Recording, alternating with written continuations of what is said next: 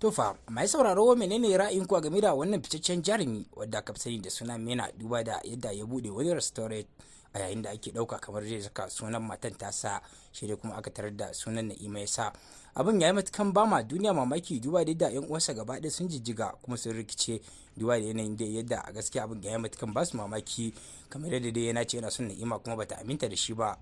Duk da cewa dai Naima abin ya taso daga asali ne, yadda a yayin da ake nuni da cewa mahaifinta ya taba yaudarin wata baiwar Allah, duba da yadda baiwar Allah ta yi ma mahaifin baki da cewa akwai min daren dadewa shi Allah ya saka mata ila a jikinsa ko kuma zuwa iyalansa, shi dai kuma yariyarsa duk wadda ya dumfare ta da niyan aure, a gaskiya daga nan yakan iya samun matsala, ya kai da wani jarumi ma daga cikin su ya rasa ransa. To mai sauraro menene ra'ayinku a game da wannan abubuwan da suke faruwa a cikin wannan shirin fim mai suna Allura cikin ruwa? Duba da gaskiya wannan shirin fim yana matukan kayatar da manema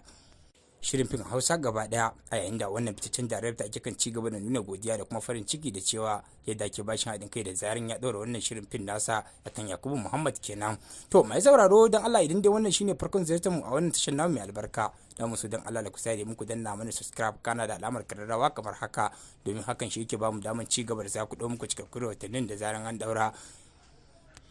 Sai dai a yayin da wani fitaccen darakta yake kan ci gaba da bayyanawa da cewa yana daukan wani fitaccen shirin fim nasa wadda yanzu haka ya daura tallan a wannan tashar nasa mai suna Yakubu Muhammad.